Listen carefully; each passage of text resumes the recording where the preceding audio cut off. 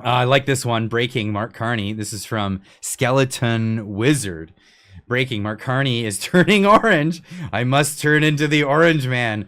Hooray, and sign more fake executive orders. Yes, he's our Somali pirate, Carney pirate. We are going to get into more of that. This is going to, oh man, you guys are in for a treat. This is where I said, it dawned on me. It dawned on me. I'm starting to think that Canada isn't a real country. It's a cargo cult. We are a cargo cult. Now, I gave the definition here so people can go check out what the definition is. But then I found a video, which is even better. It gives the explainer. So a big shout out to Robert Seffer for putting this video together. We'll watch the first little bit of it. Go check it out in its entirety. This is an amazing phenomenon that has happened in the planet with human beings because people are superstitious animals. And we see one thing and we see how it reacts to the things around us, and then we just draw wild conclusions, really, really wild ones. And this is where things went in the Malaysian islands. Have a listen. Cargo cult is a name given to several religions which arose by tribal societies that came into contact with Western civilizations. These religions started when the technologically primitive hunter-gatherers saw Western manufactured goods for the first time, such as radios, clothing, and metals offloaded from planes, and called them cargo. You got to think, like, these people, they've never seen any of this stuff, and it's just magic. It's just magic to them. What? Pictures, televisions, devices, like all of these different devices, it's all just magic.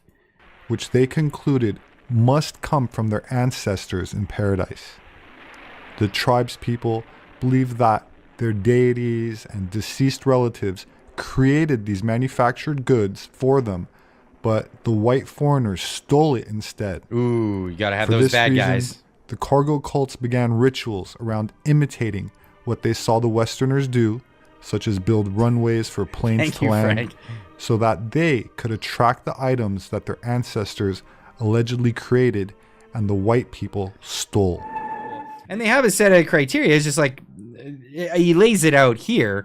I don't want to play his whole video, but when he lays it out, well, I'll let him tell you the criteria for what works here. Are marked by a number of common characteristics, including a myth that the material wealth was stolen from them by the white men that intercepted the manufactured goods created by their ancestors. So they're entitled, this is a thing they're entitled to, for no other reason except that they believe that is one criteria. Meant for them.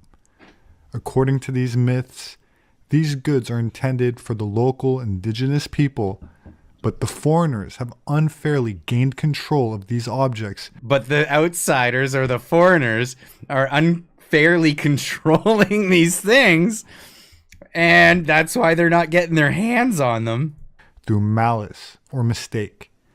Thus, a characteristic feature of cargo cults is the belief that spiritual agents will, at some time in the future, give much valuable cargo and desirable manufactured products to the cult members. So you just got to do the thing that is this tradition, and at some point you'll get all those goodies. Now this takes me to where I was getting at in this story. So I said, I'm starting to think that Canada isn't a real country.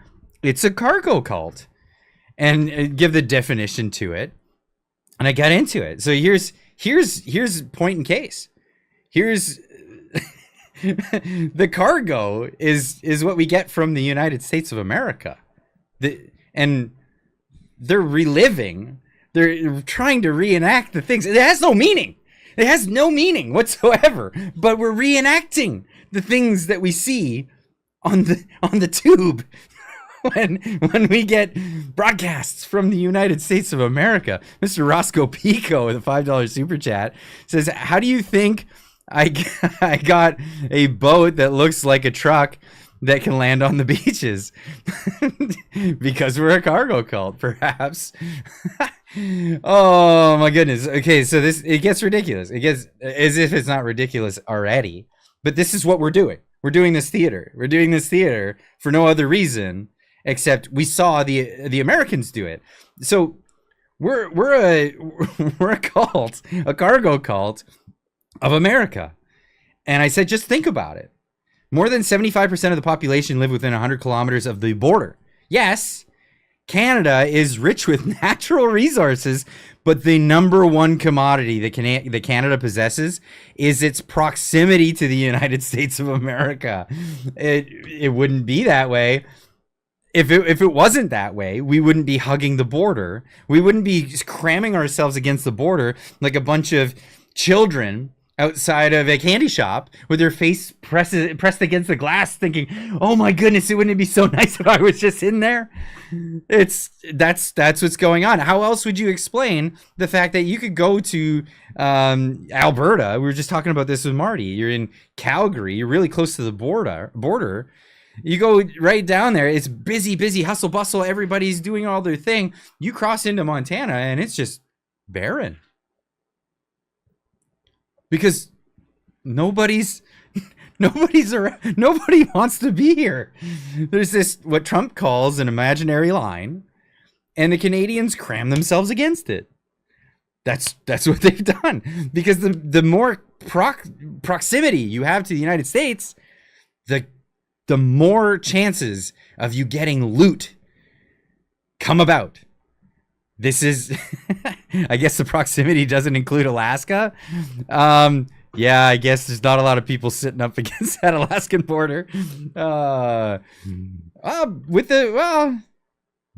Yeah, not really. But we'll keep going with this. We'll keep going with this. So the leaders of our country, or the leaders of the country, prop themselves up in a charismatic fashion, in a flamboyant sort of display, trying their best to mimic what they see coming from the United States. This is on, we're seeing it. Look at me.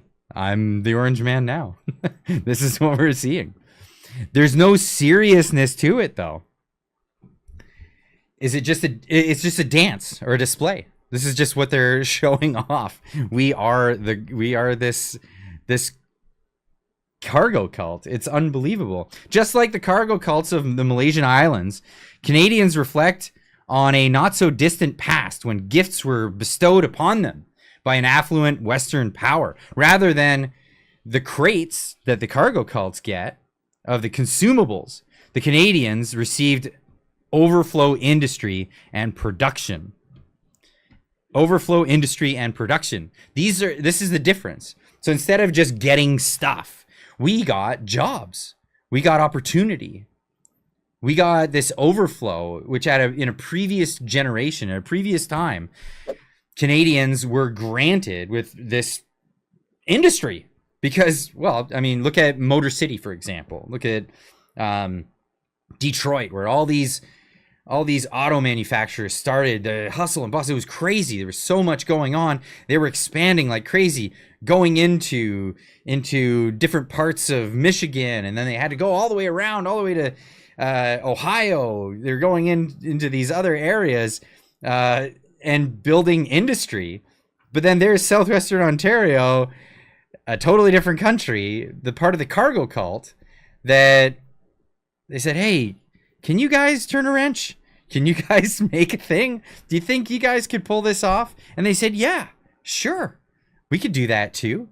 Look at the steel industry in Northern Ontario. Where is that all situated around? It's all situated around the United States. Sault Ste. Marie, Michigan. And a lot of industry has come over because of overflow, of abundance industry. None of these industries were ever created because of the Canadian economy. They weren't created because of what took place in Canada was so profound and it brought about all this industry. No, it was all this stuff. And then Canadians turn around and they feel an sense of entitlement to it. And it's absurd. It's absolutely absurd. I'm not knocking the productivity of Canadians. Like, don't get me wrong. Canadians, super productive, get to work. Awesome. It's fantastic. But where was the work originating from? Now, when things have been going pretty bad, and you get a character like Donald Trump that says, you know what, we don't want your cars. We want to make our cars in our country. You want to be a part of this? Get on board with us. We're gonna run our industry the way we want to run our industries. And yeah, you guys got some of the goods, but don't think that those are your goods. You got some overflow. You got the table scraps. That's what came over. And you were happy with that, but now you feel entitled to it. And that's not cool, because we had some pretty bad trade practices in Canada. This was a clip from the Friday night live stream. It's a community event that we do every Friday at 9:30 Eastern time. That's 6:30 Pacific. If you want to watch the whole video, the link will be down in the description down below. If you want to catch it live, make sure you hit that notification bell with the subscription to the channel. It'll remind you when we go live at the time. We'll see you then. Keep on trucking.